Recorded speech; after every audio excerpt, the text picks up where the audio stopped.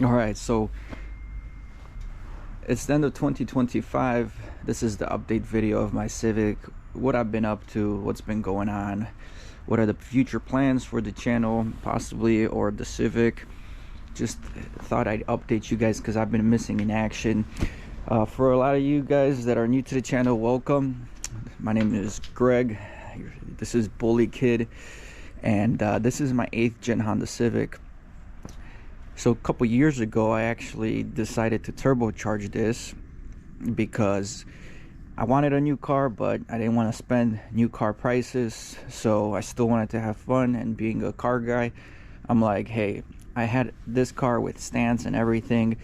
You know, I was all about stance on this car because I knew it was slow and there wasn't much things you can do with an automatic non-SI model Civic. So I went into stance, rocked this car up with like 6 different suspension setups at one point, probably like 20 different sets of wheels on this car throughout its entire life.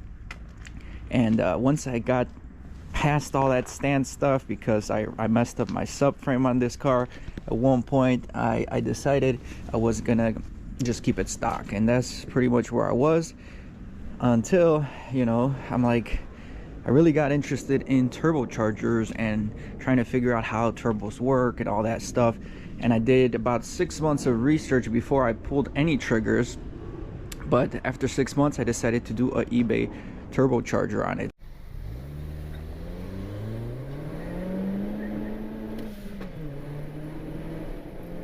Roughly around 11.5 wide open throttle target.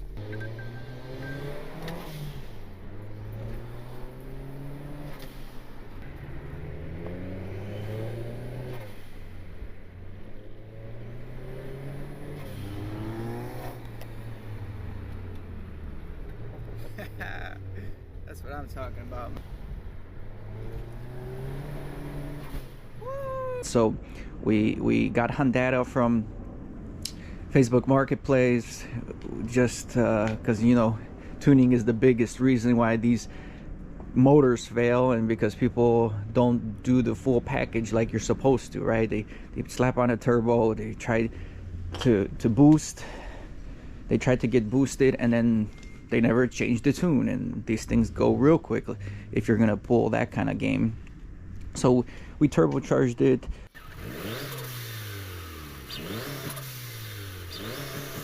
We ran a T25 turbo on here for quite a while. Actually, I was tuning on 93 octane, running 310cc injectors from the Civic Si 8th gen, and no, she was running good, strong, and probably, I don't know, I can't remember, I definitely had it for like a year, and then I finally blew it in March, probably when it was really cold.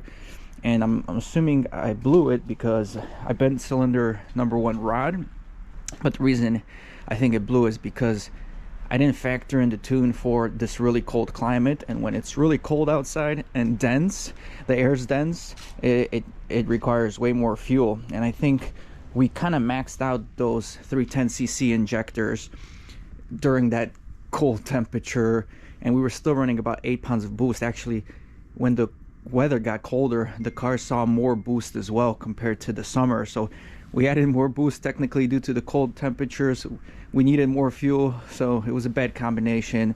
Cylinder 1 rod bend, but we didn't have a hole in the block, so we were able to pull the head off, replace the piston and the rod from another junkyard motor, piston and rod.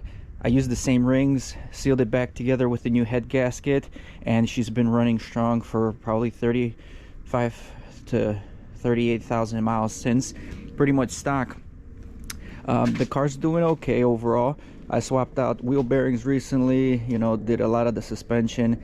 I did put some new OEM max speeding rods shocks on it, but to be frank, they are making a lot of noise. I mean, they're still absorbing bumps fine, and they're not blown or anything, but something with the shocks and the shock sleeve, the shaft itself, they make a lot of noise, and we gotta get those swapped out after the winter. Headlights that I clear coated with 2K clear coat, as you can see, This side is peeling off from the edges. Next time I'm gonna do clear coat headlights, I'm gonna just do like a adhesion promoter. This side's actually doing pretty good. It's starting to peel right here, but it's been about 3 years, maybe 4. So they did really good. Before I would have to like buff them every year, and they kept getting dual and dual. So 2K clear coat is the way to go. Again, like I said, just do bulldog adhesion. I came across these stock EX wheels. I've been rocking them since. Some of you guys know I just upgraded the tires to the Venom Power all season performance, and they're doing really good. Actually, really beefy tire. Been running it pretty good in this winter temperatures, cold temperatures and snow. It does fairly good for all season. No complaints. Sometimes, you know, you get those budget tires and you're disappointed right away. Car's overall pretty clean still for a 2007 with 138,000 miles just approaching. The car is overall pretty clean. Again, we're the original owners of this car, and although it has hail damage, the paint has not faded and chipped, just like most other 8th gen Civics where the clear coat is fading. This clear coat is still intact and doing really well, actually, so quite surprised. As you can see, 20% window tint was done this summer, so much prefer the 20% window tint versus the 50%. I had it way back in the day because at that point in time, tints were illegal. I haven't been posting much car content stuff because I was just kind of getting this car to its, I don't know, its end of life form. You know, I'm keeping it OEM, reliable. This is, again, my daily driver. And I've been busy with life. Got engaged not too long ago. Now we're planning a wedding and all that stuff. So staying very busy. The car stuff definitely has to wait. And we are interested. We're always looking for a manual 2-door Civic. If I come across a nice 09 to 2011 Civic non-SI stick shift, I definitely want to pick it up because I have a few parts that I'm interested in fabricating and installing, and still going back to this platform, the 8th gen.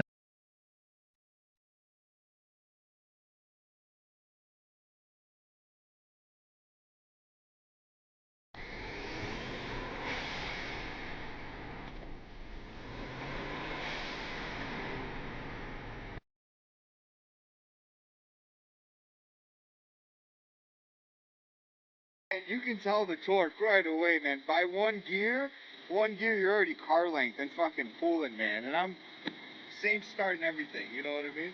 Very nice. Sounds fucking sick, dude.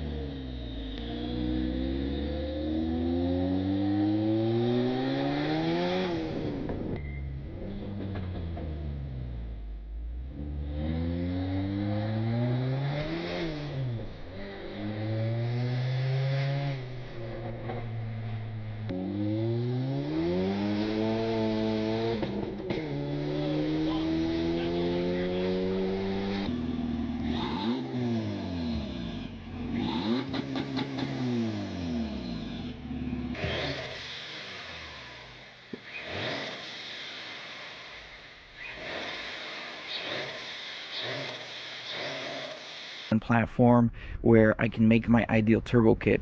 That eBay T25 turbo build I did, I had a one version which was just pretty much full eBay build, a lot of couplers on the intercooler and every piece I could think of.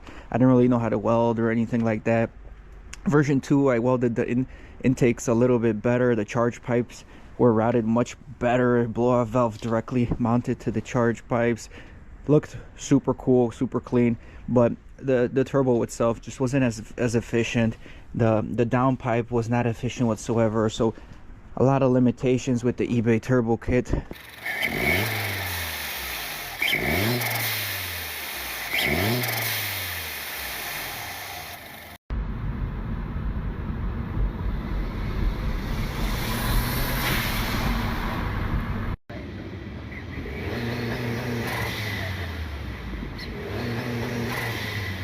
on this car. But yeah, I'd love to still create the optimal R18, whether it's on the stock bottom end with a nice turbo. Still was a blast to drive, and the symphony it made spooling was just awesome.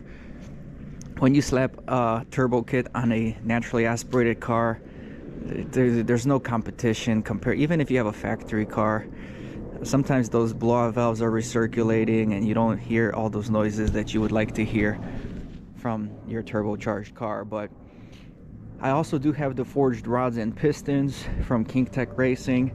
I mean, they are currently for sale, but if I do find that another coupe 8th gen and I do try to do the turbo kit on it, I most likely will install those rods and pistons in order we can push the car to upwards of 350 horsepower, probably running full 85. But that's just a summary of the car. Obviously this car has been in the Midwest. One thing I want to mention is rear quarter panel rust. As you can see, it is starting to rust on this side, bubbling up. This one's been probably rusting for 2 years now.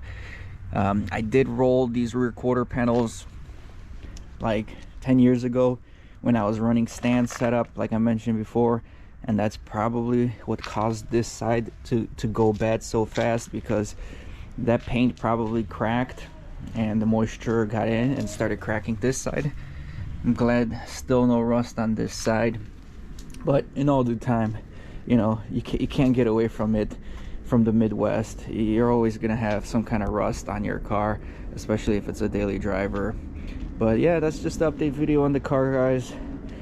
If you're an OG and you've been sticking around for a long time, thanks, brother. Appreciate you guys sticking around.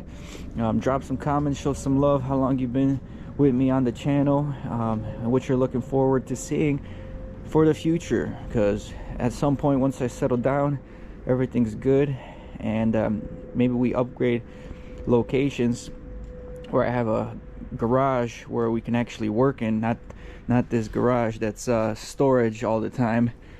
We're definitely trying to get back into that game where we're buying a car, modifying a car, and doing it all ourselves with our own hands from A to B. Alright guys, well thanks for watching. See you on the next video. I ain't here for the money.